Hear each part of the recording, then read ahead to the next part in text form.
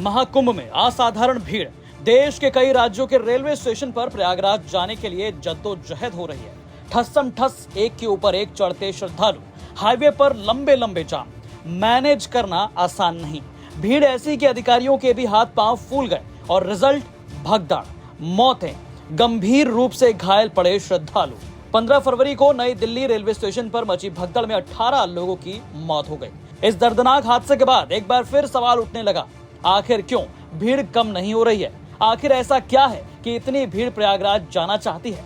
दरअसल आस्था का ये हुजूम इस विश्वास के तले है जिसमें दावा किया जा रहा है कि ये कुंभ हर कुंभ से अलग है। ये 144 साल बाद आया है, लेकिन जो ज्योतिषीय दावे किए जा रहे हैं उस पर हनुमत पीठ के पीठाधीश्वर ने बड़ा दावा कर दिया।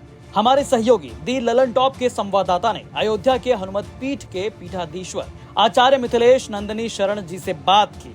उन्होंने कहा कि जो काम आपके पूर्वज नहीं कर सके, जो आपकी पीढ़ियां नहीं कर पाएंगी, वो करना धर्म नहीं है। तो 144 साल में एक बार महाकुंभ, ये सिर्फ प्रचार है और कुछ नहीं है। 144 का कोई समीकरण नहीं होता।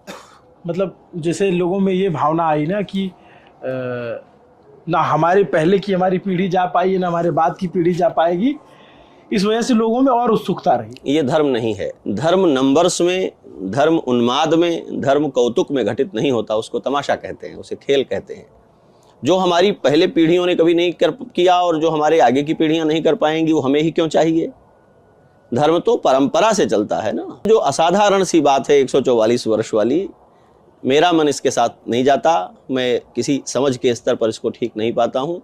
हुआ क्या है, तब ये ज्यादा दिनों तक ज्यादा लोगों के लिए हितकारी बना रह पाएगा, नहीं तो ये उन्माद का कारक बन जाएगा और हमारे सामने अवांछित स्थितियां आने लगेंगी।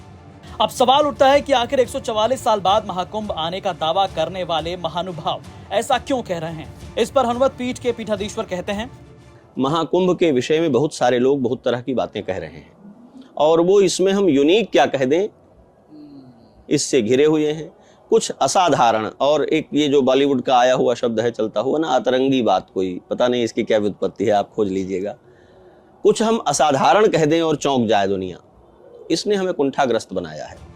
हालांकि 144 साल बाद आने वाले इस महाकुंभ के दावे पर ज्योतिष पीठ के शंकराचार्य स्वामी अविमुक्तेश्वरानंद सरस्वती ने भी कहा था कि इस तरह की घोषणाएं उचित नहीं है। महाकुंभ हर 12 साल में आता है। आपको बता दें कि जब से महाकुंभ 2025 की शुरुआत हुई है, तभी से साधु संतों में भी 144 साल बाद आए महाकुंभ को लेकर बेहद मतभेद है। वैसे आपकी इस पर क्या राय है, हमें कॉमेंट करके जरूर बताएं।